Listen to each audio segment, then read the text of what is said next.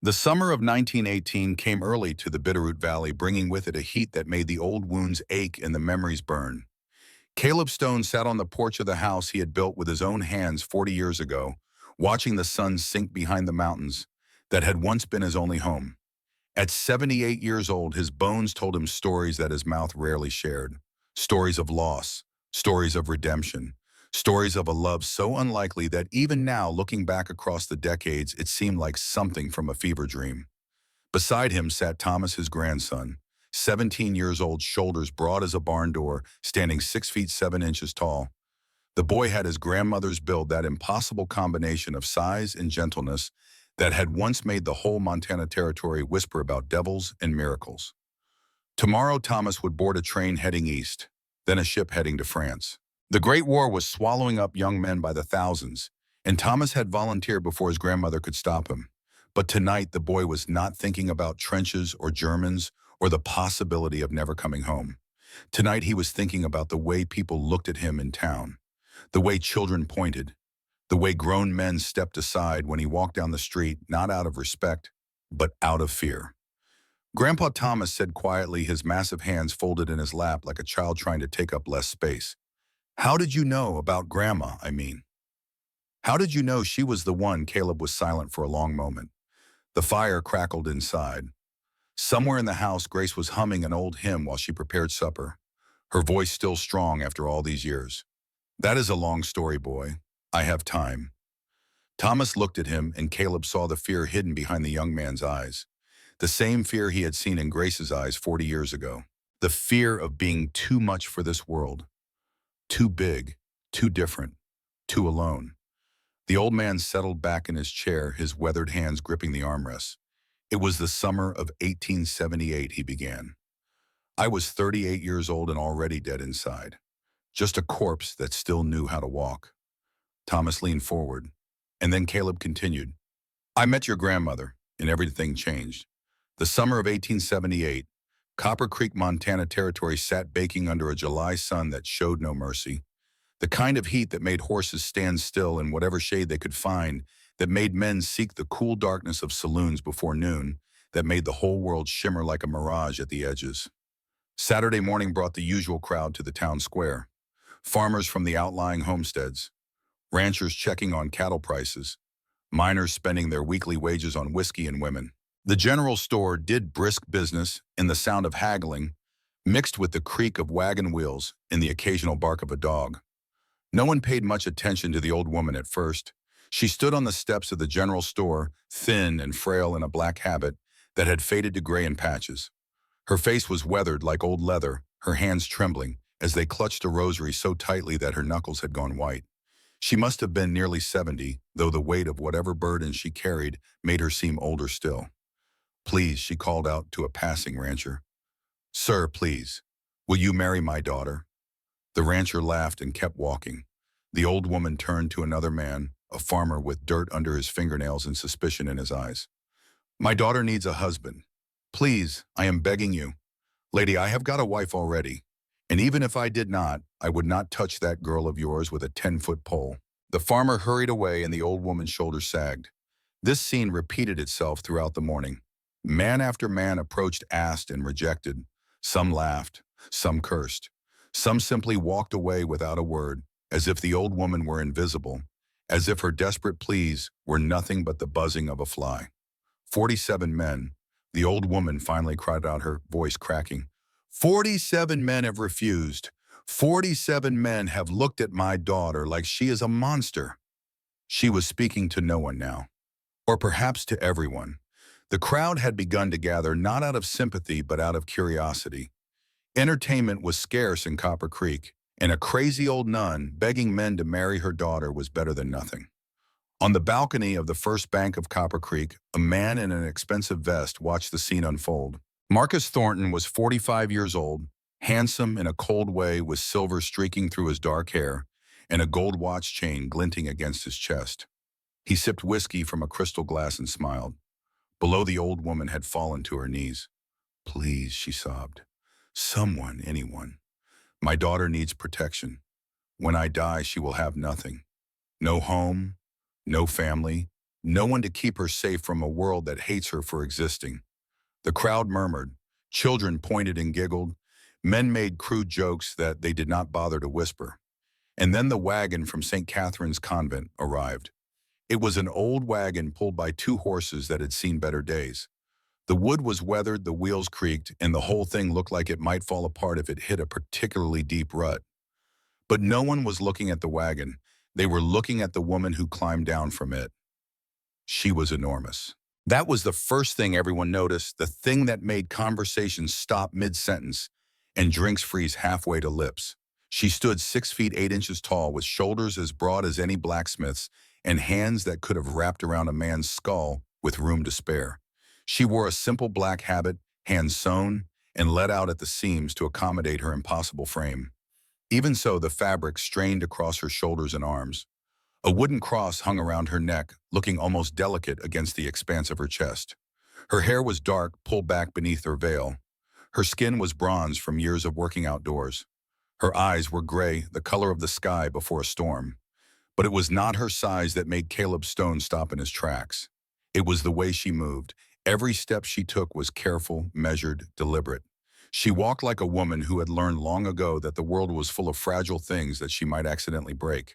Her shoulders curved inward, her head bowed, her whole massive body trying to shrink itself down to something less threatening, less noticeable, less present. When a child ran across her path chasing a dog, she stopped instantly, waited, let the child pass safely before taking another step. The movement was instinctive, practiced. She had spent her whole life yielding space to a world that refused to make room for her. A voice cut through the murmuring crowd. "There she is," someone shouted, the giant, the devil's daughter. A rotten tomato flew through the air. It missed the woman's habit by inches, splattering against the side of the wagon. She flinched but did not run, did not fight back, just stood there, massive and helpless, waiting for the assault to end. Her mother scrambled to her feet, rushing to stand between her daughter and the crowd. "Leave her alone," the old woman cried. "She has done nothing to you. She has never hurt anyone." More laughter, more whispers. On the balcony, Marcus Thornton finished his whiskey and began to descend the stairs. Caleb Stone watched all of this from the edge of the crowd, near the hitching post where his horse stood waiting. He had come down from the mountains for the first time in 5 months, his pack mule loaded with beaver pelts and deer hides. He had planned to sell them, buy supplies, and disappear back into the wilderness before anyone could ask him questions, or offer him sympathy, or remind him of everything he had lost. He had not planned to stop. He hated crowds, hated noise, hated the way people looked at him with pity in their eyes, like he was a wounded animal that should have been put down years ago. But something about the old woman's voice had caught him. 47 men have refused. He knew that feeling. The feeling of begging the world for something it did not want to give. The feeling of being rejected so many times that you stopped expecting anything else. And then the giant woman had stepped down from the wagon, and Caleb had seen her eyes. Gray eyes like storm clouds. And in them a pain so deep, so familiar, that Caleb felt like he was looking into a mirror. Those were the eyes of someone who had stopped hoping long ago but had not yet stopped hurting. He knew those eyes. He saw them every morning reflected in the mountain streams where he washed his face. Marcus Thornton reached the bottom of the stairs and strode across the square, his expensive boots clicking against the wooden boardwalk. The crowd parted for him. They always did. He was the richest man in Copper Creek, the owner of the bank, the representative of the Northern Pacific Railroad. When Marcus Thornton walked, people moved. "Agnes," he said, his voice smooth as honey poured over broken glass. "This is becoming embarrassing." The old woman, Mother Agnes, straightened her spine. Even in her frailty, there was defiance in her eyes. "I am doing what I must to protect my daughter. By humiliating her in the town square, by parading her in front of men who would sooner marry a grizzly bear." Thornton shook his head, a mockery of sympathy. "You know there is an easier way. I will not sell you the land. The railroad needs that valley, Agnes. Progress requires sacrifice. And what of the sisters buried there 40 years of graves? You would build your train station on their bones." Thornton's smile did not waver. The dead do not need land, the living do. He turned to look at the giant woman, and something shifted in his eyes. Something that made the old nun step protectively in front of her daughter. "As for Grace here, You know I have offered to take care of her. I offered 8 years ago and the offer still stands. Grace the giant woman took a step backward. Just one step, but it told Caleb everything he needed to know about the history between these people. She will never be yours, Mother Agnes said. Never is a long time. Thornton glanced at the crowd, at the hostile faces, at the world that had no place for a woman like Grace. And it seems her options are rather limited. He tipped his hat with exaggerated courtesy and walked away, leaving the old woman shaking with rage and fear. The sun climbed higher. The crowd began to disperse, the entertainment apparently over.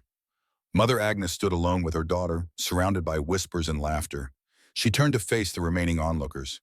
Is there no one, she cried out, her voice breaking. Is there not a single decent man in this town? Silence, one more chance. The old woman's legs gave out and she collapsed to her knees in the dust. One more chance for anyone to show me that the world is not as cruel as it seems. Grace knelt beside her mother, trying to help her up. Her massive hands moved with impossible gentleness, supporting the old woman's frail body like she was handling something precious and breakable. Mama Grace whispered, her voice low and rough with disuse. Please, let us go home. Not yet. Tears streamed down Mother Agnes's face. Someone will come. Someone has to come. But no one did. The last of the crowd began to drift away. The show was over. The giant woman and her crazy mother would go back to their crumbling convent, and life in Copper Creek would continue as it always had. Caleb Stone stood frozen at the edge of the square, his hand resting on his pack mule's lead rope. Every instinct he had developed over 4 years of solitude was screaming at him to walk away, to sell his furs, buy his supplies, and vanish back into the mountains, where no one could find him, where no one could ask him for anything, where he could continue his slow, quiet process of dying without anyone noticing or caring. He thought of Sarah, small, delicate Sarah with her golden hair and her bright laughter. Sarah who had believed in him when no one else did. Sarah who had looked at the angry young man everyone else avoided and seen something worth loving. Sarah who had died screaming his name, her blood soaking through the sheets, her hand clutching his until the very end. He had made her a promise. The last words she had ever heard. Promise me you will live, Caleb. Promise me. For 4 years he had kept that promise in the most technical sense. He breathed. He ate. He slept. But he did not live. He haunted the mountains like a ghost, waiting for the day when he would finally find the courage to break his word to a dead woman. And now, standing in the dust of Copper Creek's town square, watching an old woman weep at the feet of a world that had no mercy, something inside Caleb Stone began to crack. I will do it. The words came out before he could stop them. His voice was rough, barely above a whisper, rusty from months of disuse. But in the sudden silence of the square, everyone heard. Mother Agnes's head snapped up. Grace went rigid, her gray eyes flying to the source of the voice. Caleb stepped forward. The crowd parted for him, though not out of respect like they had for Thornton. They moved aside the way people move away from a wild animal, uncertain whether it will flee or attack. He was tall, but not as tall as Grace. Lean and hard, his body stripped of any softness by years of mountain living. His beard reached his chest, more gray than brown now, though he was only 38. His clothes were made of deer hide, worn soft with use. A scar ran down his left forearm, a souvenir from a grizzly bear that had objected to his presence near its den. He walked with a slight limp, the result of a fall 3 winters ago that had nearly killed him. His eyes were blue, the pale blue of ice on a mountain lake, and in them was something that made Mother Agnes catch her breath. Hope. Fragile, terrified, painful hope. What did you say? The old woman whispered. I said I will do it. Caleb stopped in front of Grace, not her mother. He looked up at her, this impossible woman, this gentle giant. I will marry her. For a long moment, no one moved. No one breathed. Then Grace spoke, and her voice was like nothing Caleb had expected. Low and rich, the kind of voice that could soothe a frightened animal or sing a child to sleep. A voice completely at odds with the body it came from. Why one word? But in it was a lifetime of suspicion, of betrayal, of promises made and broken. Caleb did not look away from her eyes, those storm-gray eyes that held so much pain. I have been living in the mountains for 4 years, he said slowly, picking each word with care. Alone, with ghosts. He swallowed hard. I came down here today to sell pelts and buy supplies. I did not plan to stop. I do not like crowds. I do not like people. Then why? Because I saw you. He took a breath. I saw the way you moved, the way you stepped aside for that child, so careful, so gentle. The way you tried to make yourself smaller so the world would not notice you. Grace's hands clenched at her sides. I know that feeling, Caleb continued. The feeling of being too much for a world that does not want you. The feeling of taking up space that no one thinks you deserve. Her eyes widened. And I saw your eyes. He paused. They look like mine.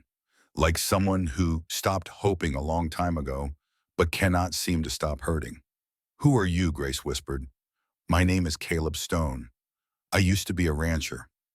Now I am just a man who lives in the mountains and talks to himself too much. He attempted a smile, though it came out more like a grimace.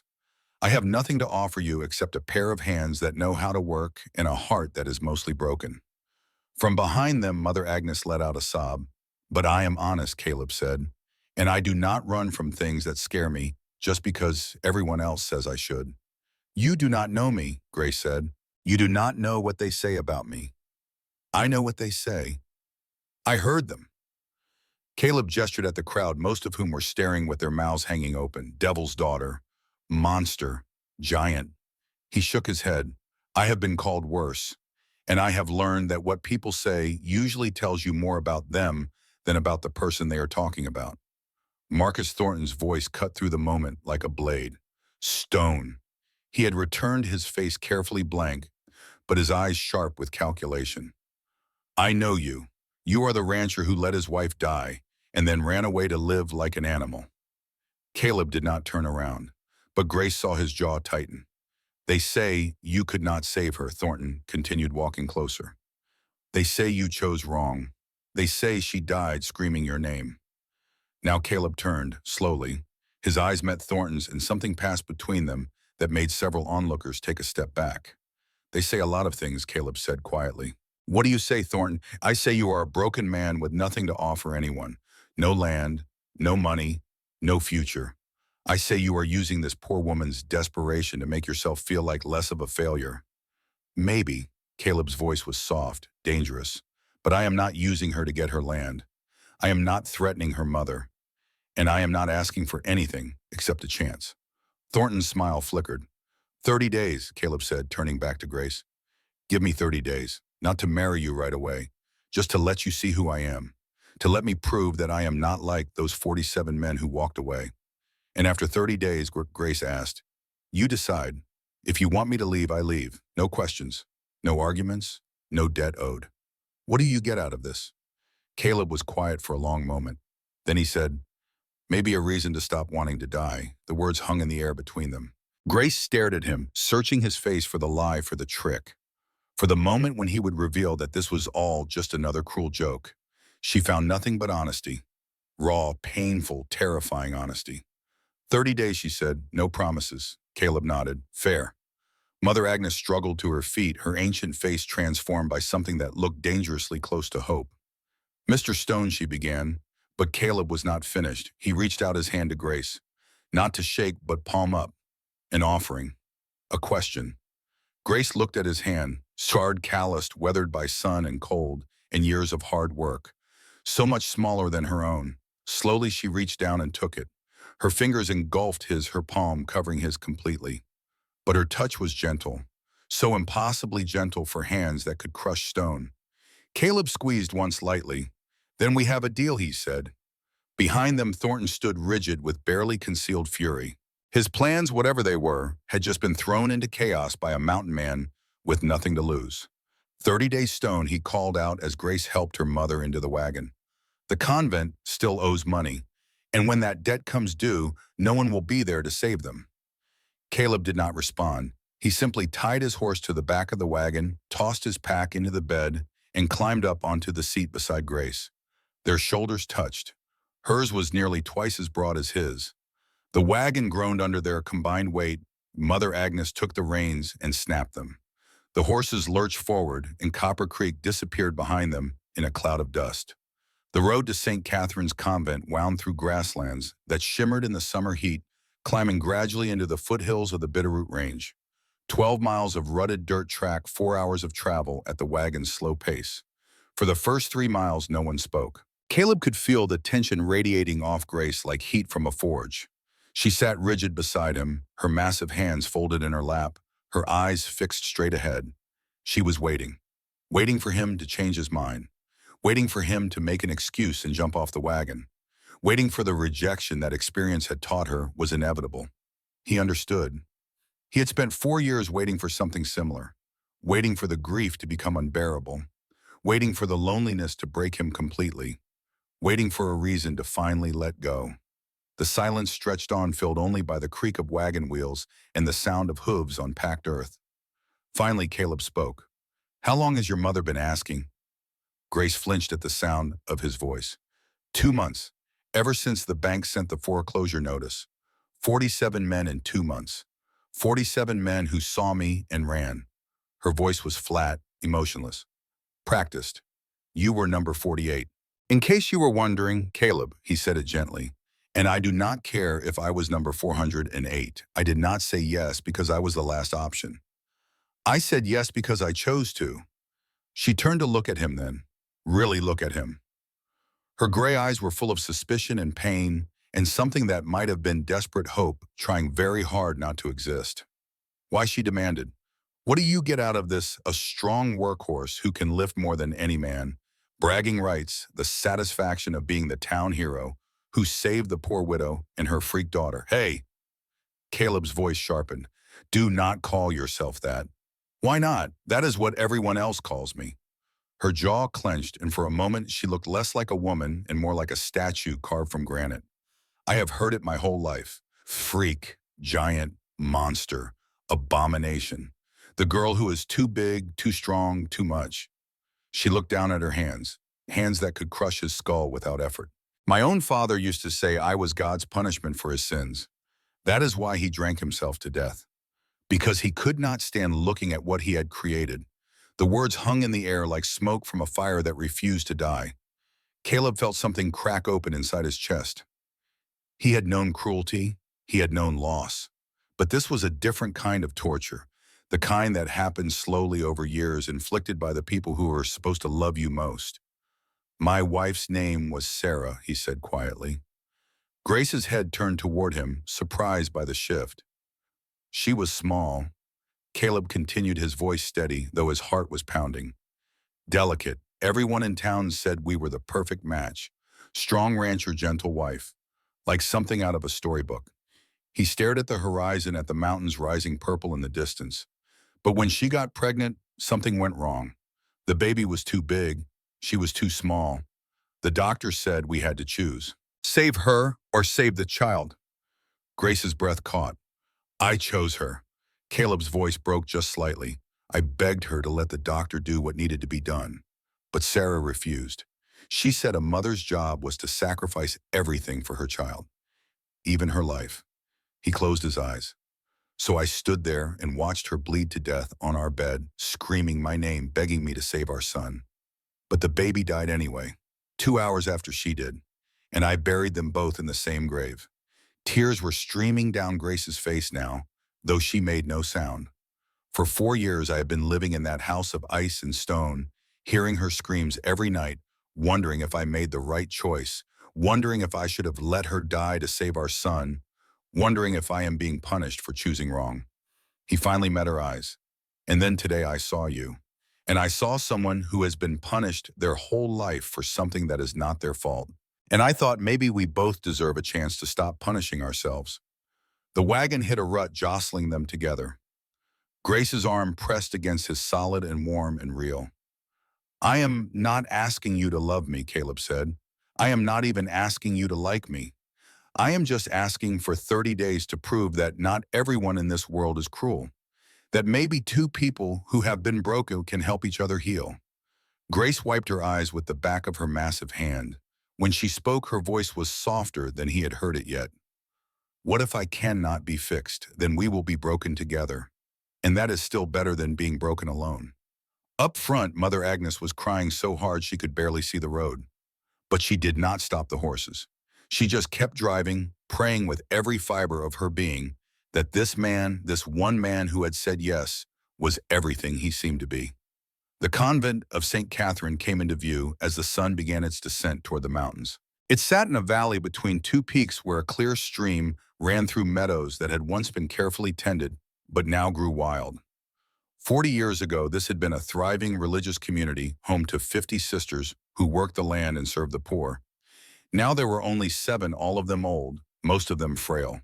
The chapel was small, its bell tower leaning slightly to the east. The main building needed new shingles. The barn was half collapsed. The fences had gaps that no one had the strength to repair. But there was beauty here too. The kind of beauty that comes from endurance, from people who refuse to give up even when everything is against them. Caleb climbed down from the wagon and looked around, taking inventory the way he had learned to do in the mountains. Assessing threats, identifying resources, making plans. The barn needs new support posts, he said. The well needs cleaning. The east fence has rotted through. Grace stepped down beside him. Her body blocked the late afternoon sun, casting him in shadow. "We know," she said, and there was shame in her voice. "We have known for years, but the sisters are old, and I cannot hire help. No one will work with me. They are afraid." She looked down at her hands. "Afraid I will hurt them, or their animals, or scare their customers away." Caleb studied her face, the way she held herself, the defeated slope of her massive shoulders. "You could do the work of 3 men, he said. "I know. So why do you not?" "Because every time I try to help people see me and run." Her voice was bitter now. "Because I am the giant, the monster, the curse of St. Catherine's convent. My presence makes things worse, not better." Caleb nodded slowly as if this made perfect sense. "Then we will work together," he said. "You and me. Tomorrow we start with the barn. You lift, I will guide. Between the two of us, we can have it fixed in a week." Grace stared at him. "Why would you?" "Because you are not a curse," Caleb interrupted. "You are the strongest person I have ever met. And I do not just mean physically. You do not know me. I know enough." He held her gaze. "I know that you have been treated like a monster your whole life, and you have never once become one. I know that you move like you are afraid of breaking things, which means you care more about the world than the world has ever cared about you." He reached out and touched her hand, just briefly, just enough for her to feel the warmth of human contact. "Give me 30 days, Grace. Let me show you what I see." She did not pull away. That night, Caleb lay in the small room that Mother Agnes had given him. It had been a storage closet, once barely big enough for the narrow bed and the wooden table that served as his only furniture. The window did not close properly, letting in the cool mountain air and the sounds of the night. He listened to the owls calling to each other in the distance, to the creek babbling over stones, to the wind whispering through the pines. For 4 years, every night had been the same. He would lie down, close his eyes, and hear Sarah screaming, feel her hand crushing his as the contractions tore through her, smell the blood copper and salt and death. Some nights the screaming would not stop until dawn. Some nights he would give up on sleep entirely and walk into the darkness, letting the cold numb him until he could not feel anything at all. But tonight was different. Tonight, when he closed his eyes, he did not hear screaming. He heard a woman's voice, low and rough and gentle, asking him why he had chosen her, asking him what he wanted. He saw gray eyes the color of storm clouds, eyes that held the same pain he felt, the same loneliness, the same desperate hunger to matter to someone. For the first time in 4 years, Caleb Stone fell asleep without dreaming of death. He dreamed of gentle hands and mountain streams and a woman tall enough to block out the sun. And when he woke, he was smiling. On the other side of the convent, Grace lay awake in her own bed, staring at the ceiling. Her room was larger than Caleb's, but only because she needed the space. Regular beds were too small, regular chairs too fragile. Everything in her life had to be specially made, specially reinforced, specially accommodating of a body that refused to fit it into the world's expectations. She thought about the man sleeping in the storage closet, the man who had looked at her without fear, without pity, without the hungry curiosity that some men showed when they imagined what her strength could do for them. He had looked at her like she was a person, She had not realized how long it had been since anyone had done that. 30 days, she whispered into the darkness. Just 30 days. But already part of her was beginning to hope. And that terrified her more than anything. Because hope, Grace had learned, was the most dangerous thing of all. Hope was what you felt just before the world reminded you once again that you did not belong in it. But as she finally drifted off to sleep, her last thought was not of fear. It was of a weathered hand reaching out to her, palm up, an offering, a question. And for the first time in her life, she had said yes. The first week passed in a rhythm of labor and silence. Caleb woke before dawn each morning when the sky was still gray and the air still held the chill of night. By the time the sisters rose for morning prayers, he had already mucked out the cow stalls, repaired the broken door on the chicken coop, and heated water for the kitchen. He did not announce these things, did not wait for praise or gratitude, simply did them and moved on to the next task. Grace watched him through the chapel window during morning devotions, her lips moving through familiar prayers while her eyes tracked the mountain man as he worked. He moved with an economy of motion that spoke of years alone in the wilderness, where wasted energy could mean death. Every swing of his hammer, every pull of his saw, every lift and carry served a purpose. On the second day she joined him. The barn's main support beam had rotted through and Caleb had spent the morning cutting a replacement from a fallen pine. The new beam was massive, 12 feet long and thick as a man's thigh. Moving it into position would normally require 3 strong men and a system of ropes and pulleys. Grace simply picked it up. Caleb watched as she lifted the beam onto her shoulder, adjusting her grip with the casual ease of someone carrying a bundle of kindling. Her arms did not shake. Her breathing did not change. She simply walked into the barn and stood waiting for instructions. "Where do you want it?" she asked. Caleb blinked. Then he smiled, just a small thing barely visible beneath his beard. "Over here." He pointed to the corner where the old beam had been removed. "We need to lift it into the bracket, then I will secure it with the iron pins."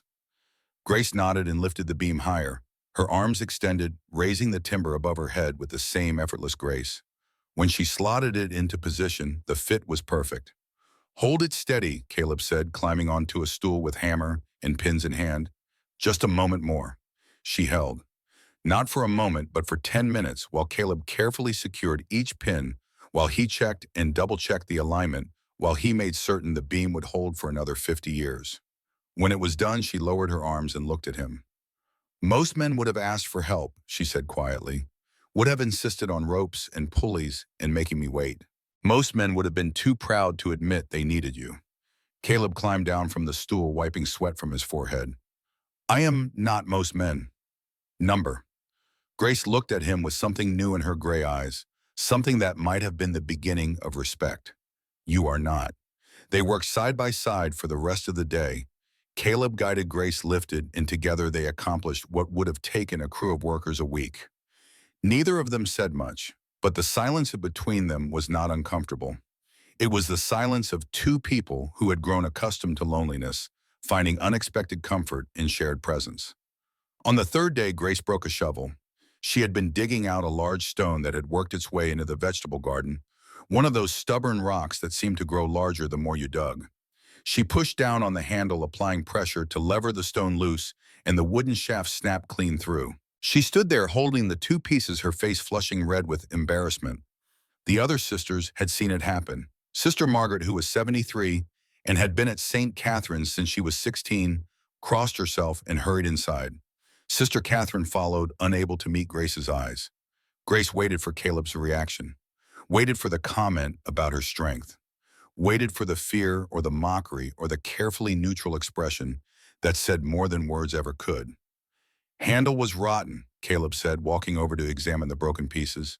"See here where the wood has gone dark. Water got in through a crack. It would have snapped for anyone." Grace stared at him. "I will make a new one this afternoon," he continued. "Hickory properly sealed. It will last longer." Then he picked up his own shovel and returned to work, leaving Grace standing in the garden with broken wood in her hands and tears threatening to fall. That was the moment she began to believe he might be real. The 4th day brought rain. It started as a gentle drizzle in the morning, then built throughout the day into a steady downpour that drove everyone indoors. Caleb spent the morning in the barn mending tack and sharpening tools. Grace helped the sisters with indoor chores, kneading bread dough and mending habits that had seen too many years of use. In the afternoon, she found Caleb in the barn, working on the new shovel handle by lamplight. "You do not have to stay inside on my account," she said from the doorway. "I am not." He held up the handle, examining it critically. "I am staying inside because I have work to do." Grace hesitated, then stepped into the barn. The space suddenly felt smaller, with both of them in it, though the building was large enough for a dozen horses. "Can I help? Do you know how to shape wood?" "Numb." "Then sit and watch. Maybe you will learn something." It was not said cruelly. There was even a hint of warmth in his voice, an invitation rather than a dismissal. Grace found a bale of hay and sat watching his hands move over the wood with practiced skill. "My father taught me," Caleb said after a while. "He was a carpenter before he became a rancher. Said a man should know how to make things, not just use them." "He sounds wise." He was. Caleb's hands paused for a moment. "He died when I was 20, thrown from a horse during a roundup. Broke his neck. I am sorry, it was a long time ago." He resumed his work. "But I still think about him, still hear his voice sometimes telling me I am doing something wrong." He smiled slightly. "Usually when I am about to make a mistake." Grace was quiet for a moment. Then she said, "My father died when I was 14. Caleb looked up. "Everyone said it was an accident. He was drunk riding home from town and the horse threw him." She stared at the rain falling outside the barn door. "But I always wondered if it was really an accident, or if he finally found the courage to do what he had been threatening to do for years." "What do you mean?" Grace's hands clenched in her lap. "He used to say things, when he was drunk, that he should have drowned me when I was born, that I was a curse on the family, that one day he would fix what God had broken." She swallowed hard. "I never knew if he meant himself or me." Caleb set down the handle and the knife. He crossed the barn and sat on the hay bale beside her, close enough that their shoulders almost touched. "That was not your fault," he said quietly. "I know, but it does not stop me from wondering. Wondering what if he was right." Grace's voice dropped to a whisper. "If I am a curse, if everyone would be better off if I had never been born." "No," the word was sharp, final, leaving no room for argument. Grace looked at him, startled by the intensity in his voice. "I spent 4 years in those mountains," Caleb said, asking myself the same questions. Wondering if Sarah would still be alive if she had married someone else. Wondering if my son would have lived if I had made a different choice. Wondering if the world would be better off without me in it. "What did you decide?" I decided that wondering does not change anything. He met her eyes. "The past is the past. We cannot undo it. We can only decide what to do with the time we have left." "And what have you decided to do?" Caleb was quiet for a long moment. The rain drummed on the barn roof, filling the silence. "I decided to stop hiding," he said finally. "I decided to come down from the mountain and see if there was anything left worth living for." "Did you find it?" He looked at her. Really looked at her the way he had that first day in the town square. "I am starting to think maybe I did." Grace did not know what to say to that, so she said nothing. She just sat beside him in the barn, listening to the rain, feeling for the first time in her life like she might not be entirely alone. The fifth day, the chicken coop collapsed.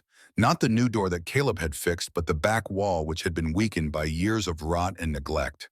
It happened in the middle of the night, a crash and a cacophony of terrified squawking that woke the entire convent. Grace was outside before anyone else, running through the darkness in her nightgown, not caring who saw or what they thought. The chickens were scattering in every direction, their feather pale against the black night, their panicked clucks filling the air.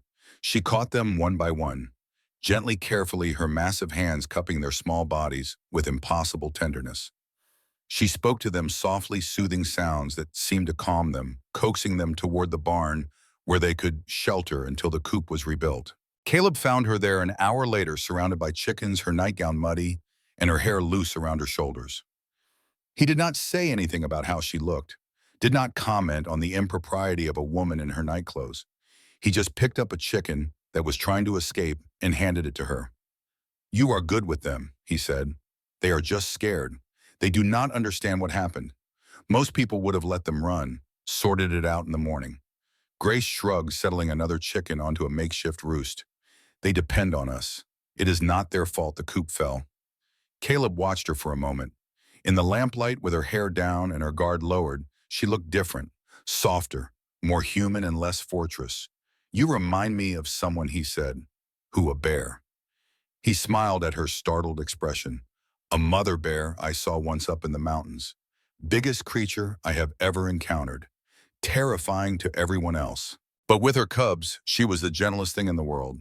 Grace did not know if that was a compliment or not, but she felt something warm bloom in her chest anyway. On the seventh day, Caleb had a nightmare. Grace woke to the sound of screaming. Not the chickens this time, but a human voice raw and ragged with terror. She found him by the well, sitting on the stone edge, his head in his hands. His shoulders were shaking. In the moonlight, she could see the tracks of tears on his weathered face. She stopped a few feet away, uncertain. Should she approach? Should she leave him to his grief? What did he need from her, this man who seemed so strong during the day, but who clearly carried wounds that the darkness reopened? She chose to stay. She sat on a bench nearby, close enough that he would know she was there, far enough that she was not intruding. She folded her massive hands in her lap and waited. For a long time, neither of them spoke. The night sounds filled the silence. Crickets, owls, the distant howl of a coyote. Finally, Caleb raised his head. I am sorry. His voice was hoarse. I did not mean to wake you. You did not. She paused. That is not true. You did. But I do not mind. He wiped his face with the back of his hand. The nightmares. They come most nights. I thought maybe they would stop being somewhere new, but they have not. Do you want to talk about it? No. He laughed, a harsh sound with no humor in it. Yes, I do not know. Grace said nothing, just waited. She is always dying, Caleb said finally, in the dreams, Sarah. She is always dying, and I am always holding her hand, and I can never save her. He closed his eyes. I can still feel the blood. Still hear her screaming. Still smell it, that copper smell that gets in your nose and never really leaves. Grace's heart ached for him. She understood nightmares. She had her own, though they were different. Dreams of crowds pointing and laughing. Dreams of her father's phone telling her she was a monster. Dreams of being buried alive under the weight of everyone's hatred. I used to think the nightmares were punishment, Caleb continued, for not saving her, for choosing wrong, for surviving when she did not. What do you think now? I think they are just memories. He opened his eyes and looked at her. Bad memories that do not know how to stay in the past. Grace nodded slowly. I understand. You do you not? He studied her face. You have nightmares too. Sometimes. About your father, about everyone. She looked down at her hands. About the way they look at me, the things they say, the feeling of being too big for any space, too much for any person to want. They sat in silence for a while longer. The moon traced its arc across the sky. The air grew colder, carrying the first hints of autumn. Thank you, Caleb said finally. For what? For staying. For not running away from the crazy man screaming in the night. You are not crazy. Grace stood brushing off her nightgown. You are just hurt. There is a difference. She turned to go, then paused. Caleb, yes. The nightmares might not stop, but maybe with time they will hurt less. She walked back toward the convent, leaving him sitting by the well. But she did not go to bed. She sat by her window instead, watching until she saw him finally rise and make his way back to his room. Only then did she allow herself to sleep. On the eighth night, Grace heard something that would change everything. She was walking past the chapel, heading to her room after evening prayers, when she heard voices inside. Hushed, urgent voices that made her stop. She recognized her mother's voice first, and then a man's voice older, with the cadence of someone used to speaking to congregations. Father Thomas Brennan, the elderly priest from Copper Creek who had been coming to St. Catherine's for decades to say Mass and hear confessions. You have to tell her, Agnes. Father Thomas's voice was heavy with worry. Grace deserves to know the truth. If she knows what I did, Mother Agnes replied, her voice trembling, she will hate me. She will never forgive me. The truth about James, about everything, about why I brought her here, about what I have been hiding all these years. Grace pressed herself against the wall, her heart pounding. James was her father's name. What truth about him? What was her mother hiding? If Thornton finds out before she does, Father Thomas continued, he will use it against her, against all of you. He was James's friend Agnes. If anyone suspects what really happened that night, it would be him. I know, Mother Agnes's voice was barely a whisper now, I know. But I cannot bear to see the look in her eyes when she learns what her mother is capable of. What you did to protect your child. Does that make it right? Silence. I cannot answer that, Father Thomas said finally. Only God can judge. But I can tell you this, secrets have a way of coming out, and it is better for Grace to hear the truth from you than from someone who wishes her harm. Grace stood frozen outside the door, her mind racing. What had her mother done? Her father had died falling from a horse while drunk. That was what she had always been told. That was what everyone believed.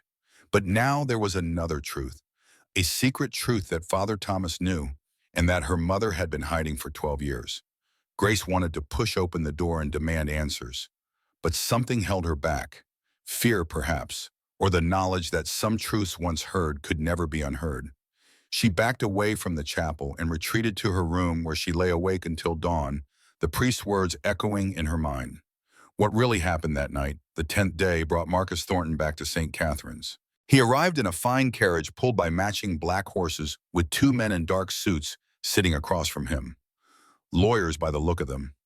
Men who dealt in papers and precedents in the cold mathematics of the law. Mother Agnes met them in the courtyard, her face pale but her spine straight. What do you want, Marcus? Thornton smiled as he stepped down from the carriage. That smile that never reached his eyes. I bring news, Agnes. He pulled a sheaf of papers from his coat. The bank in Helena has sold your debt. The new owner is the Northern Pacific Railroad. Mother Agnes's hand flew to her heart. And as it happens, Thornton continued, I represent the Northern Pacific in all matters concerning the Copper Creek region, which means your debt is now owed to me. Grace had emerged from the barn at the sound of the carriage. She stood a few feet behind her mother, watching Thornton with barely concealed hatred. What does that mean, she asked. It means one of the lawyers answered that the original terms of the debt are no longer valid. The new holder has the right to set new terms. And what terms would those be? Thornton's smile widened. The original deadline was 30 days from the date of the first notice. But given the circumstances, the railroad requires a more expedient resolution. He paused for effect. You now have 18 days to pay in full, $500. That is impossible, Mother Agnes gasped. We cannot possibly raise that much in 18 days. Then I suggest you consider my alternative offer. Thornton turned to look at Grace and something shifted in his eyes, something that made her skin crawl. Marry me, Bush. Sign the land over to the railroad as a wedding gift, and all debts will be forgiven. Never, the word came from behind Grace. She turned to find Caleb standing there, his hand resting on the axe he had been using to split wood. Not threatening exactly, but not passive either. She has already made her choice, Caleb said. Thornton laughed. Choice. What choice does she have, you stone? A broken man with nothing to his name, no land, no money, no future. I have my hands, Caleb replied calmly, and my word. What do you have, Thornton? I have $500 worth of debt and 18 days of patience. Thornton gathered himself, straightening his vest. Think carefully, all of you. When the deadline comes, there will be no more extensions, no more negotiations. He climbed back into his carriage, the lawyers following. Oh, and Stone Thornton called as the driver took up the reins. I know about your wife, about how you let her die because you were too weak to save her. He smiled coldly. Some things never change. The carriage rolled away, leaving a cloud of dust in the echo of cruel words. Caleb stood motionless, his face unreadable. Grace moved to stand beside him. He is wrong, she said quietly. You are not weak. Maybe. Caleb's jaw tightened. But he is right about one thing. 18 days. $500. We do not have it. Then we will find it. How I do not know. Grace looked toward the mountains purple in the distance. But I did not survive 26 years as a monster just to give up now. That night, Grace told Caleb about Thornton. They sat by the creek that ran past the convent, watching the stars reflect on the water's surface. 8 years ago, Grace began. Thornton came to St. Catherine's. He said he wanted to make a donation to support our work, but that was not what he really wanted. Number. Grace wrapped her arms around her knees, trying to make herself small. He wanted me. Caleb's hands clenched, but he said nothing. He told Mother Agnes that he would marry me if she signed over the land as collateral. He said he could give me a good life, that he could protect me from the world. And your mother refused immediately. Grace smiled bitterly. I do not think she even let him finish the sentence. What did he do? He started spreading rumors. Grace stared at the water, her reflection rippling and distorted. He told everyone that I was the daughter of a demon, that my mother had lain with Satan and produced me as punishment, that my strength came from hell itself. That is monstrous. Before that, people were just afraid of me. After that, they were disgusted. She pulled her knees closer.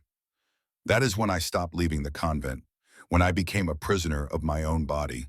Thornton did all of that because you rejected him. Partly, but I think there is more to it. Something about my father. She hesitated. They were friends once, Thornton and my father. But they had a falling out when I was born. I never knew why. Caleb was quiet for a long moment. Then he asked gently, your father, what was he like? Grace tensed. No one had asked her that before. Not directly. People whispered about James Whitmore, but no one actually wanted to hear the truth. He was cruel, she said finally. To me anyway. He called me God's punishment for his sins. He never touched me with kindness, never said my name without disgust. Did he hurt you? Not with his fists. Grace closed her eyes. But there are other ways to hurt someone. He would tell me I was the reason he drank, the reason he wanted to die. He would say that I was a monster who should have been drowned at birth. Grace. Caleb's voice was soft, but there was something hard underneath it. Something protective. He is dead now, Grace continued. He died when I was 14. Everyone said it was an accident, but she trailed off. But what? But I heard things. That night, sounds from the barn, my mother coming back to the house, her hands shaking, her face white as a ghost. And by morning, my father was dead in the field, and no one would look me in the eye. She turned to Caleb, tears glistening on her cheeks. I have always wondered what really happened, but I have never had the courage to ask. Caleb reached out and took her hand. Her massive fingers closed around his gentle, despite their strength. Whatever the truth is, he said, it does not change who you are. You are not responsible for your father's sins or your mother's secrets. I know, but I cannot stop wondering. Then maybe it is time to find out. Caleb squeezed her hand. When you are ready, on your terms, not because someone else forces you. Grace looked at him, this man who had appeared in her life like an answer to a prayer she had not dared to speak. Will you help me? Yes. He met her eyes without flinching. Whatever you need, I am here. For the first time since she was a child, Grace let herself lean on someone else. She rested her head against Caleb's shoulder, feeling the warmth of him, the steadiness. They sat like that until the stars began to fade. The 15th day brought the storm. It started with a darkening sky, around noon clouds piling up over the mountains like an army gathering for war. By mid-afternoon, the first thunder rolled through the valley.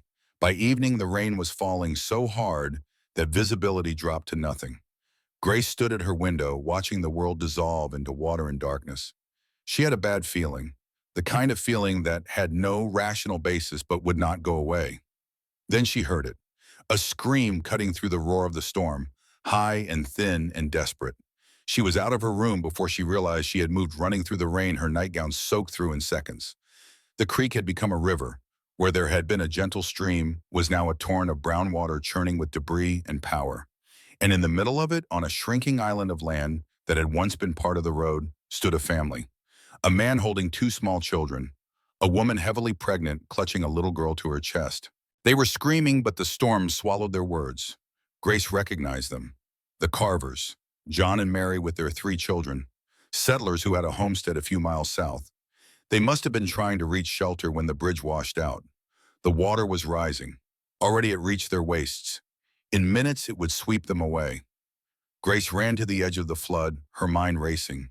No rope was long enough. No boat was nearby. The current was too strong for any normal person to fight. But Grace was not a normal person. I am going in. Caleb appeared beside her, drenched and wild-eyed. He grabbed her arm. You cannot. The current will take you. I am the only one who can. She met his eyes, and for the first time there was no uncertainty in her gaze. No shame, only determination. This is why I was made this way, Caleb. Not to be hated, but to do what no one else can. She pulled free of his grip and waded into the water. The current hit her like a wall of ice trying to tear her feet from the riverbed. But Grace was tall and heavy and strong. She planted each foot carefully, reading the water the way Caleb read the mountains, finding the places where the bottom was firm enough to hold her weight. Step by step, she crossed the 30 feet of churning water.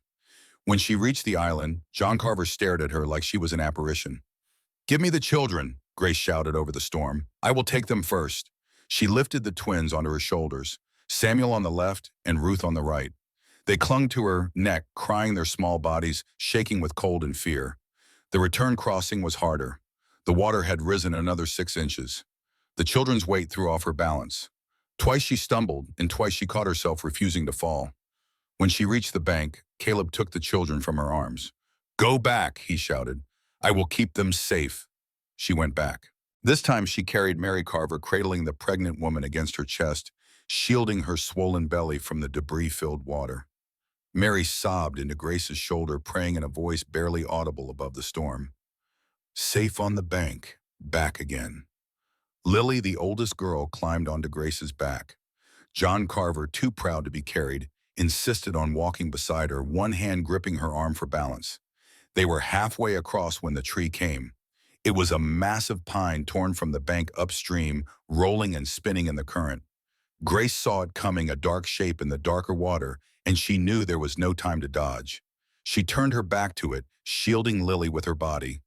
The impact drove the breath from her lungs. She felt ribs crack, felt pain explode through her back, felt her knees buckle. But she did not fall. She did not drop the child. She staggered forward, 1 step, 2 steps, 3, while John Carver scrambled to keep up, while the water tried to tear her legs out from under her. 10 feet from the bank, she fell. The current grabbed her, pulled her under. Lily screamed, clinging to her back. Water filled Grace's nose, her mouth, her lungs. Then hands. Hands grabbing her arms, her shoulders, her habit. Pulling her up, dragging her forward. Caleb. He was in the water with her, fighting the current that should have swept him away, refusing to let her go. Together they crawled the last few feet to solid ground. Grace collapsed on the bank, coughing water, Lily still clinging to her back. John Carver crawled past her, reaching for his wife and children. The Carver family huddled together, sobbing and praying and alive. Grace lay in the mud, rain pouring down on her face, pain lancing through her ribs with every breath. Caleb knelt beside her. "You are hurt," he said. "I am alive. You could have died." She turned her head to look at him. His face was inches from hers, rain dripping from his beard, his eyes bright with fear and relief and something else. "You could have died too," she whispered. "You came in after me." "Of course I did." "Why?" "Because if you die," Caleb said, his voice breaking, "I do not want to live anymore." Grace stared at him. This man who had nothing, who was nothing by the world's standards, who had followed her into a flood that would have killed most men. He loved her. The realization hit her harder than the tree had. He loved her.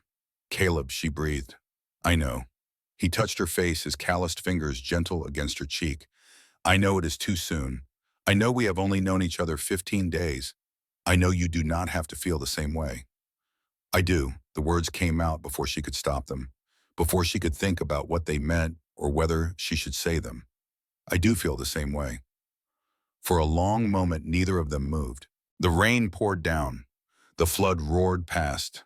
The Carver family wept with relief a few feet away. Then Caleb leaned forward and kissed her. It was a brief kiss, barely more than a brush of lips, but it was enough. It was enough. The days after the flood changed everything. Word spread through the valley like wildfire. The giant woman from St. Catherine's had walked through the flood when no one else could, had carried an entire family to safety one by one, had taken a tree to the back and kept going. John Carver told everyone he met. "She walked through water that would have killed me in seconds," he said. "She carried my wife, my children, like they weighed nothing. And when that tree hit her, she did not fall. She would not fall." People began coming to the convent, not to gawk at the monster as they had before, but to thank the hero. Mary Carver came with food and tears and gratitude that seemed to have no end. Lily, the oldest girl, brought wildflowers and insisted on hugging Grace's leg until her parents pried her away. Even some of the townspeople came. Farmers who had driven past the convent for years without stopping. Merchants who had refused grace service. They came with offerings and awkward apologies and new respect in their eyes. Widow Martha Jenkins, who ran the general store and had always been kind to Grace, arrived with a bolt of white fabric. "For your wedding dress," she said. When the time comes, Grace did not know how to handle any of it. She had spent so many years being hated that she did not know what to do with admiration. But Caleb was there, always there, quietly supporting her, deflecting attention when it became too much, helping her navigate a world that had suddenly decided she mattered. On the 18th day, he disappeared. Grace woke to find his room empty. His horse was gone. His few possessions remained, but the man himself had vanished. On the table, a note in handwriting that was rough but legible. "I need to do something. Will return in 5 days. Do not lose hope." See, Grace read the note 3 times. Then she sat down on his narrow bed and stared at the wall. He had left. Like everyone else, eventually he had left. She told herself he would come back. The note said 5 days. He had promised. But the voice of doubt was louder. The voice that had been whispering to her for 26 years, telling her she was too much, too big, too different for anyone to truly want. "He saw who you really are," the voice said, and he ran. The next 5 days were the longest of Grace's life. She threw herself into work, trying not to think about where Caleb had gone or whether he would return. She fixed fences and mucked stalls and carried loads that would have broken the backs of lesser workers. Mother Agnes watched her daughter with worried eyes, but said nothing.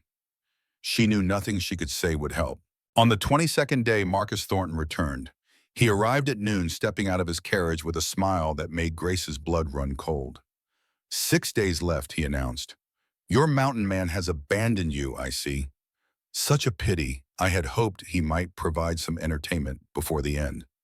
Grace stood her ground. "He will be back." "Will he?" Thornton circled her slowly like a predator, examining a wounded prey. "I would not be so certain. Men like Stone, they are good at running away. From their failures, from their responsibilities, from women who are too much trouble to keep. You do not know him. I know his type." Thornton stopped in front of her, close enough that she could smell the whiskey on his breath. "I know that he will leave you just like he left his wife to die. I know that when the deadline comes, you will have nothing and no one. And I know that my offer is the only thing standing between you and the street." Grace wanted to hit him. Her massive hands clenched at her sides, and for a moment she let herself imagine what it would feel like to drive her fist through his smug face. But she did not, because that was what he wanted, proof that she was the monster everyone said she was. "Leave," she said. "I will leave." Thornton smiled. "But I will be back in 6 days, and when I return, you will have run out of options." He climbed back into his carriage and drove away, leaving Grace standing alone in the courtyard. That night she sat by the creek and cried. Not for herself, for Caleb, for the hope she had allowed herself to feel, for the belief, brief and beautiful, that she might not have to spend her whole life alone. The stars wheeled overhead, cold and distant. The water bubbled past, uncaring. And Grace Whitmore sat in the darkness, waiting for a man who might never come. On the morning of the 24th day, she heard hoofbeats. Grace was in the barn pretending to mend a harness that did not need mending. She had given up on expecting Caleb's return, had resigned herself to facing Thornton alone. But the sound of a horse galloping into the courtyard made her heart stop. She walked outside, telling herself not to hope, not to expect anything. Caleb Stone rode through the convent gates. He looked terrible. 5 days of hard travel showed in the circles under his eyes, the mud on his clothes, the exhaustion in every line of his body. But he was here. He was here. He dismounted and pulled a heavy leather bag from his saddle, walked toward her with steps that were slow but steady. $500, he said, enough to pay the debt. Grace could not speak, could barely breathe. "How I sold everything." Caleb set the bag on the ground between them. "My traps, my winter store of furs, my father's rifle that I carried for 18 years. He paused. "And the land, the last piece of land I owned. The piece where Sarah and our son are buried." Grace's legs gave out. She sat down hard in the dirt, staring up at him. "You sold their grave, the land around it." Caleb knelt in front of her. "Jonathan Reed, who bought my ranch 4 years ago. He agreed to care for the site. He is a good man. He will keep his word. But why? Grace whispered. Why would you do this? Caleb reached out and took her hands. Her massive hands rough from labor, scarred from years of hard work. Because Sarah is dead, he said. Our son is dead. They have been dead for 4 years, and no amount of holding on to a piece of dirt will bring them back. Caleb, please. You are alive, Grace. His voice cracked. You are here breathing, fighting, surviving. And in the past 25 days, you have given me something I thought I would never have again. What a reason to live. Tears streamed down Grace's face. She did not try to wipe them away. I kept that land because I thought it was all I had left of her, Caleb continued. But Sarah is not in the ground. She is in my memory, in the lessons she taught me, in the man she helped me become.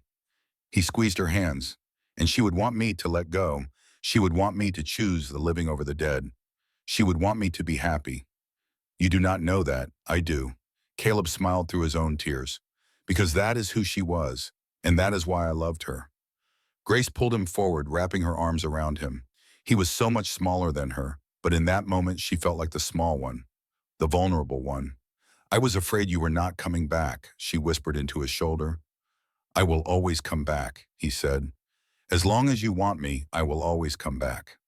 They stayed like that for a long time, kneeling in the dirt of the courtyard, holding each other while the morning sun rose over the mountains.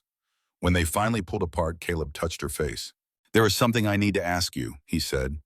Grace's heart pounded. I know the 30 days are not up yet. I know I said I would wait for you to decide, but I need to know. Know what if you will marry me, not because of the land or the debt or anything except that I love you, and I want to spend whatever time I have left proving it. Grace looked at him, this man who had given up everything for her, who had walked into a flood to save her, who had sold the grave of the woman he had loved to give her a future. Yes, she said. Yes, I will marry you. Caleb kissed her, a real kiss this time, deep and certain and full of promise. When they broke apart, both of them were crying. But for the first time in either of their lives, the tears were from joy. Thornton arrived an hour later expecting to collect his victory. Instead, he found Caleb Stone standing in the courtyard with a bag of money and a look that dared him to try anything. $500, Caleb said. The full amount. Take it. Thornton's face went through several colors, none of them healthy. I do not have to accept this, he sputtered. The papers say I can refuse payment if the source is questionable. There is nothing questionable about this money. Caleb's voice was calm, but there was steel underneath. I earned it honestly. I can prove it. Father Thomas Brennan stepped forward. He had arrived at dawn, summoned by Mother Agnes for exactly this moment. I have examined the documents of sale, he said. Everything is in order. If you refuse this payment, Marcus, I will testify in court that you are acting in bad faith. You would not dare. I would. Father Thomas met Thornton's eyes without flinching. I have turned a blind eye to your machinations for too long. That ends today. Sheriff Henry Cole emerged from the barn where he had been waiting. I will testify too, Marcus. The sheriff's hand rested on the gun at his hip. About the rumors you spread, about the threats you made, about all of it. Thornton looked around wildly. His support was crumbling. His carefully laid plans were falling apart. This is not over, he hissed. You think you have won, but this is not over. Maybe not. Caleb agreed. But today, you lose. Thornton snatched the bag of money and stormed to his carriage. He paused at the door, turning back to look at Grace. You will regret this, he said. All of you will regret this. Then he was gone. Grace let out a breath she had not realized she was holding. Caleb took her hand. 5 more days, he said. 5 more days until the 30 are up. Grace smiled. I do not need 5 more days to know my answer. Neither do I. They stood in the courtyard surrounded by nuns and friends, and the first hints of a community that was learning to see Grace as a person instead of a monster. It was not perfect. There would be more struggles ahead, more battles to fight.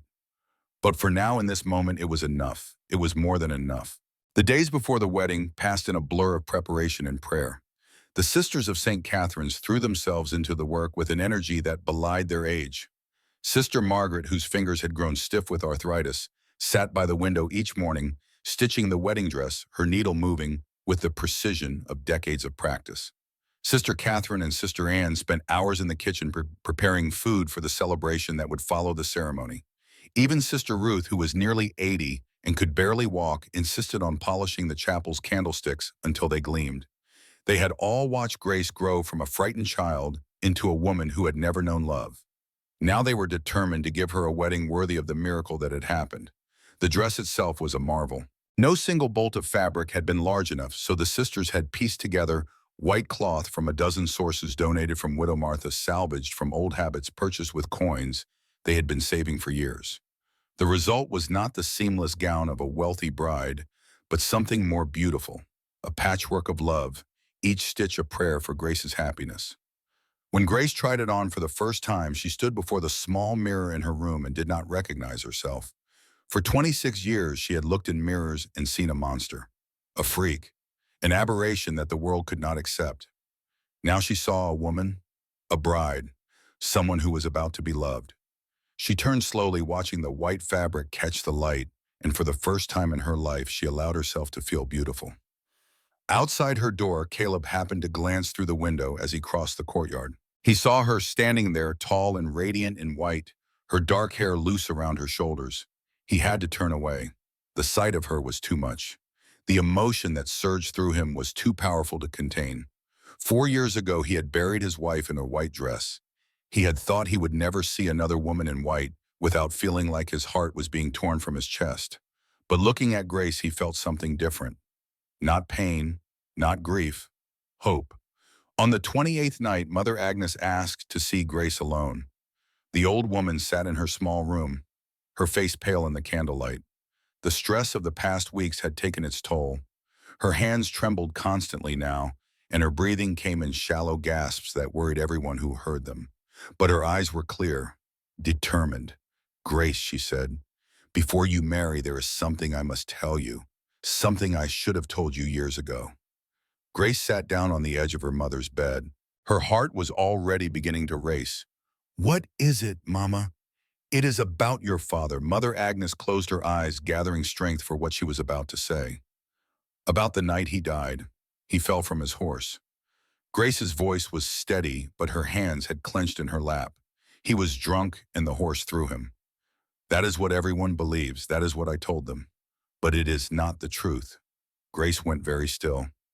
"Your father did not die by accident, Grace." Mother Agnes's voice dropped to barely a whisper. "He died because of me." The words hung in the air like smoke. "What do you mean?" Mother Agnes opened her eyes. In them was a pain that had been festering for 12 years. "That night," she began, "your father came home drunk, like always. But this time was different. He had a gun." Grace's breath caught. He was mumbling to himself when he came through the door, saying that it had to end, that he could not live with God's punishment anymore, that he was going to fix what God had broken. "Mama." I knew what he meant. Mother Agnes's hands gripped the blanket covering her legs. He had said it before when he was drunk, that he should have drowned you at birth, that the world would be better off without you in it. But he had always been too much of a coward to act. Tears were streaming down Grace's face now, but she did not move, could not move. That night, he finally had the courage, or the madness. He was going to your room, Grace. He was going to kill you while you slept. "No, yes." Mother Agnes's voice cracked. "So I did what I had to do. I ran to the barn before he could reach you. I knew he would follow me. He always followed when he was in a rage." "What did you do?" "I spooked the horse." Mother Agnes was crying now too, tears that she had held back for 12 years. "I slammed the barn door. I knew the noise would startle the animal. I knew your father was too drunk to control it." Grace sat frozen. "The horse reared. Your father fell. He hit his head on a post." Mother Agnes's voice had gone flat, reciting facts like a confession. "I stood there and watched him bleed. I could have called for help. I could have tried to stop it. But I did not. I stood there and waited until I was certain he was dead." Silence filled the room, the kind of silence that follows an earthquake when the world is still deciding whether to collapse. "You killed him," Grace whispered. "I let him die. I do not know if that is the same thing, but I know that I chose. In that moment, standing in that barn, I chose you over him." "Why?" The word tore out of Grace like a sob. "Why did you never tell me?" "Because I was afraid." Mother Agnes reached for her daughter's hand, but Grace pulled away. "I was afraid you would hate me." afraid you would think I was a murderer, afraid that the truth would destroy you. So you lied to me for 12 years. I told myself I was protecting you. I told myself that you were better off not knowing. Mother Agnes's voice broke. But really, I was protecting myself. I was a coward, Grace. I was always a coward. Grace stood up abruptly. The small room felt like it was closing in on her. You brought me to this convent when I was 14. You told me it was to protect me from the world. That is what you said, that the world was too cruel for someone like me.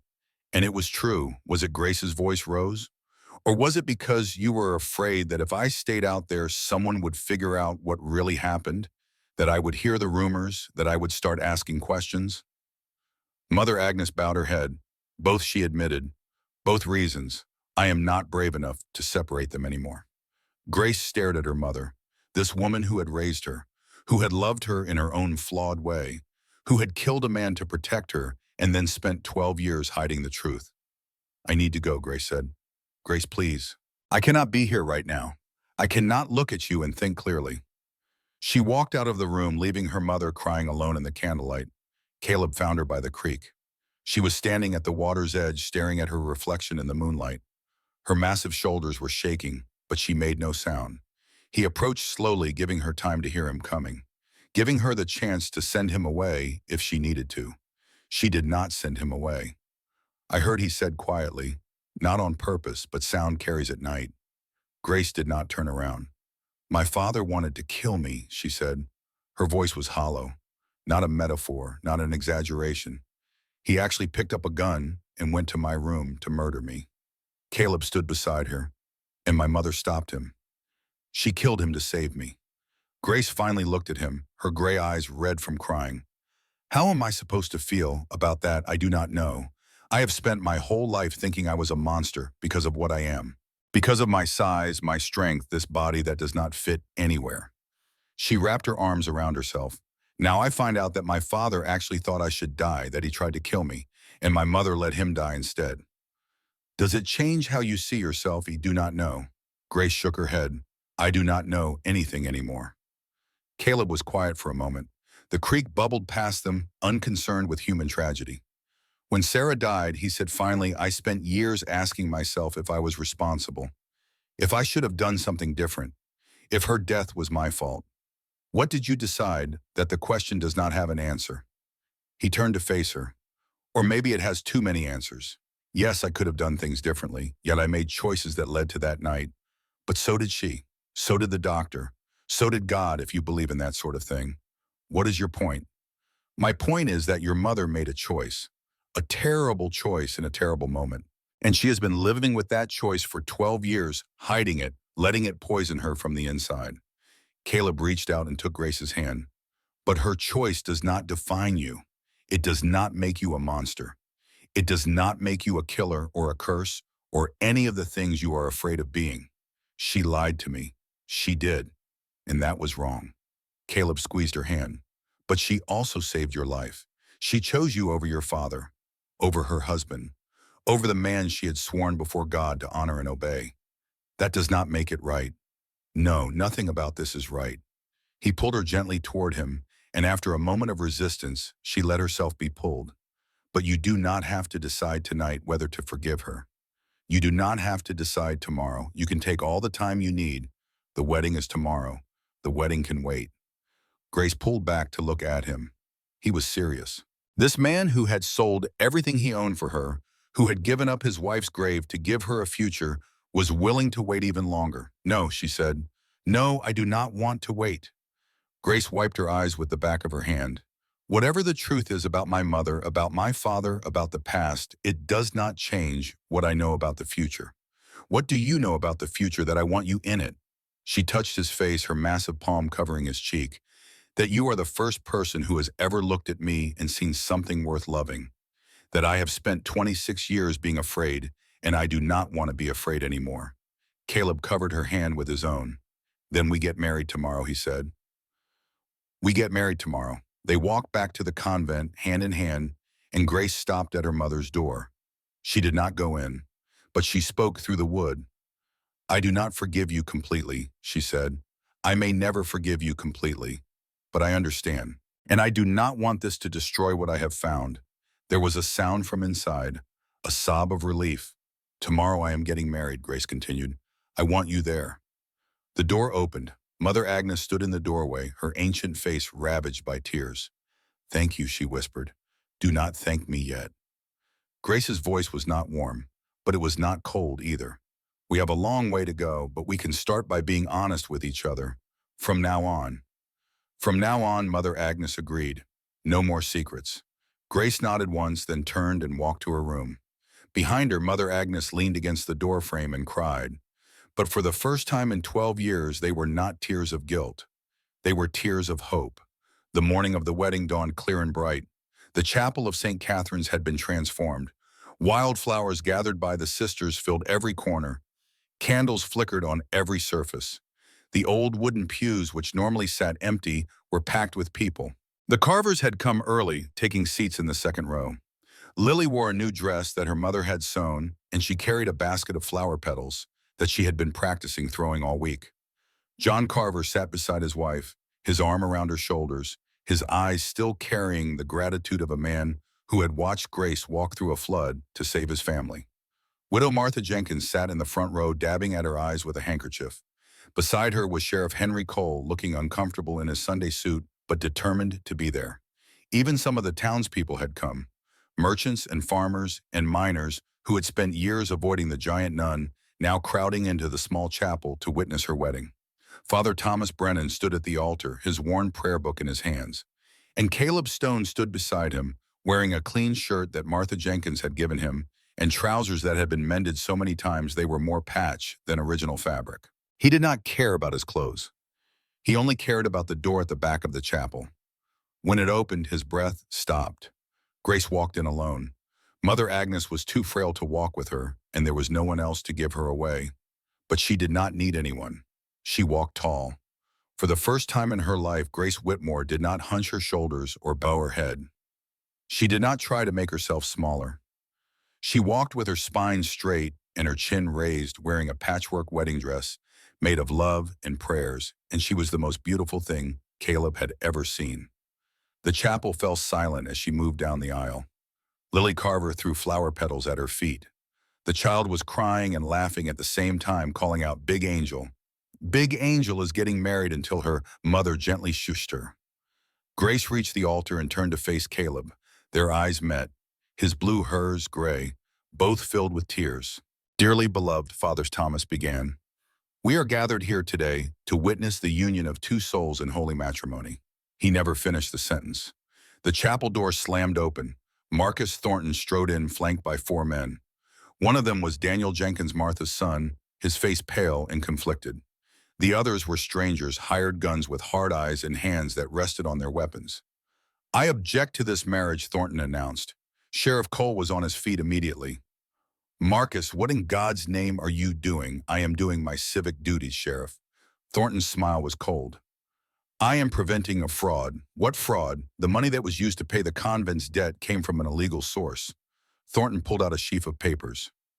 "I have here a sworn statement from Jonathan Reed claiming that Caleb Stone deceived him, that Stone sold land he had no right to sell, that the entire transaction was based on lies."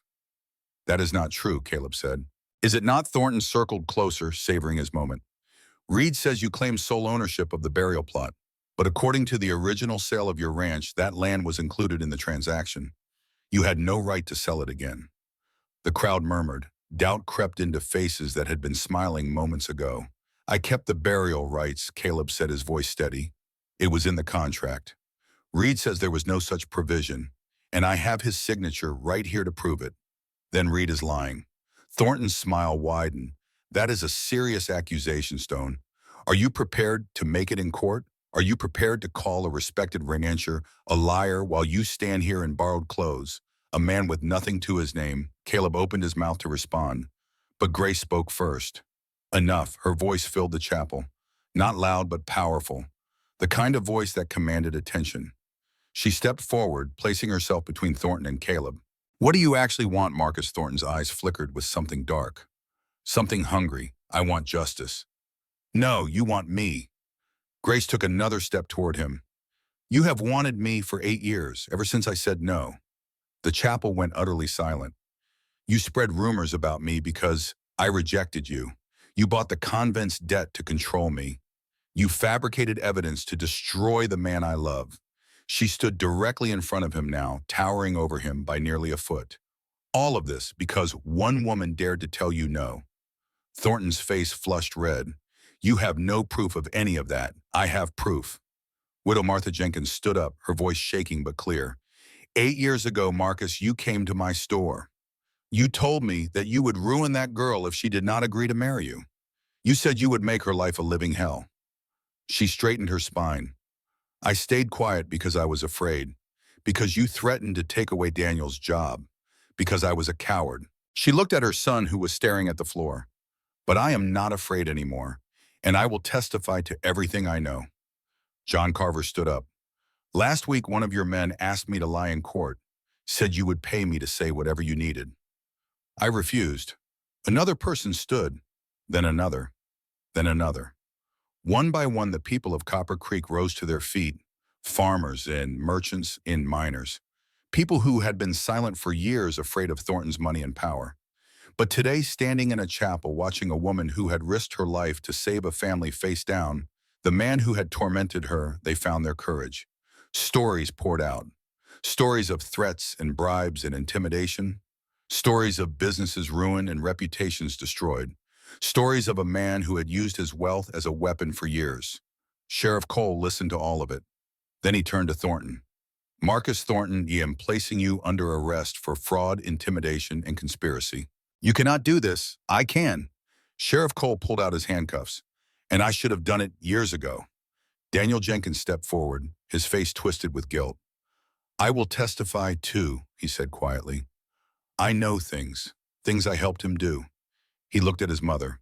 I am sorry, Ma. I was scared, but I am done being scared. Martha Jenkins opened her arms, and her son walked into them. Thornton looked around wildly. His hired men had backed away, wanting no part of what was happening. His power was crumbling. His carefully constructed world was collapsing. You will all regret this, he snarled. Maybe, Grace said, but not today. Sheriff Cole led Thornton out of the chapel in handcuffs, the hired men following with their heads down. The door closed behind them. For a long moment, no one moved. Then Father Thomas cleared his throat. Well, he said, shall we continue? The laughter started small. A chuckle from John Carver, a giggle from Lily, a snort from Widow Martha. Within seconds, the whole chapel was laughing, the kind of laughter that releases tension and fear and years of silent suffering. Grace turned back to Caleb. Where were we, she asked. I believe Caleb said you were about to become my wife. Father Thomas smiled and opened his prayer book.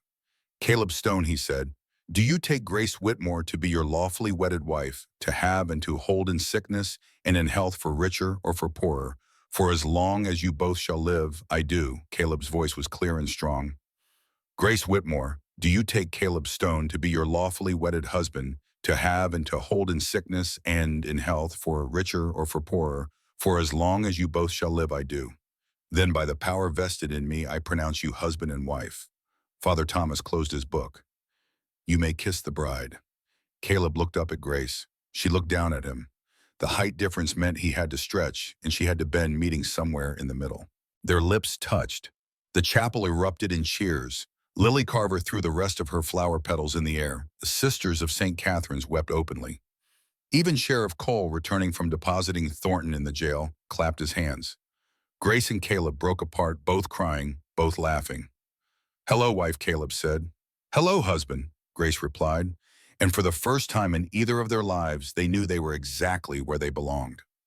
1 week after the wedding, Mother Agnes called Grace and Caleb to her bedside. The old woman had declined rapidly in the days since the ceremony. The doctor said it was her heart. Years of stress and guilt had taken their toll, and now that the burden had finally been lifted, her body seemed to have decided it was time to rest. There is one more thing, Mother Agnes whispered. One more truth I need to tell you before I go. Grace sat beside her mother, holding her frail hand.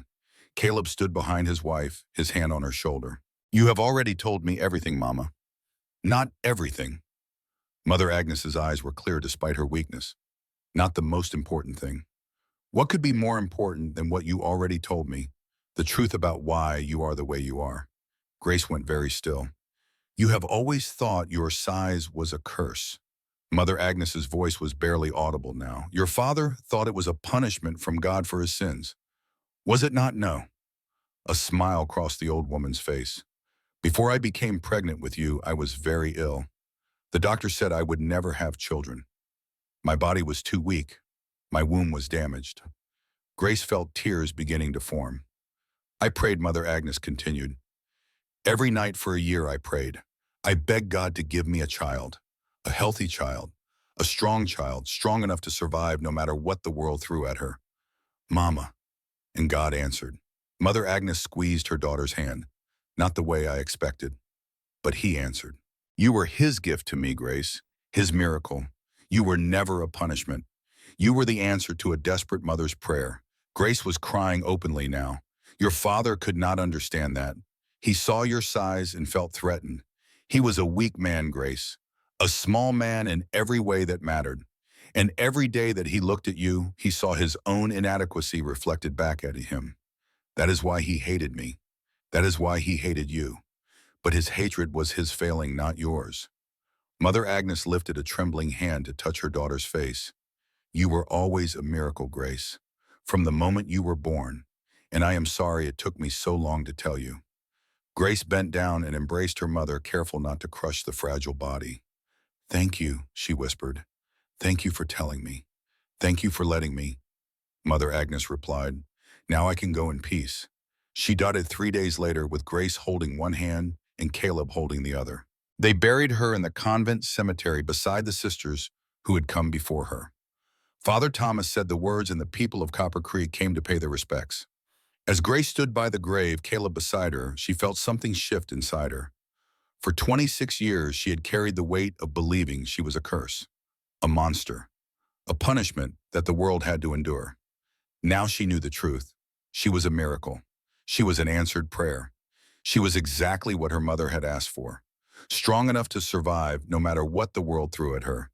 And as she turned away from the grave and walked into her future with her husband beside her, Grace Whitmore Stone finally understood what that meant.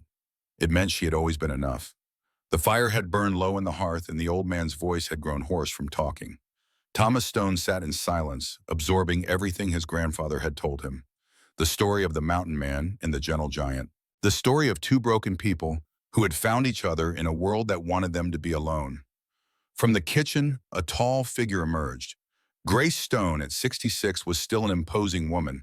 Her hair had gone white and her movements had slowed, but she still stood straight and her hands still carried food to the table with the same impossible gentleness that had captivated Caleb 40 years ago.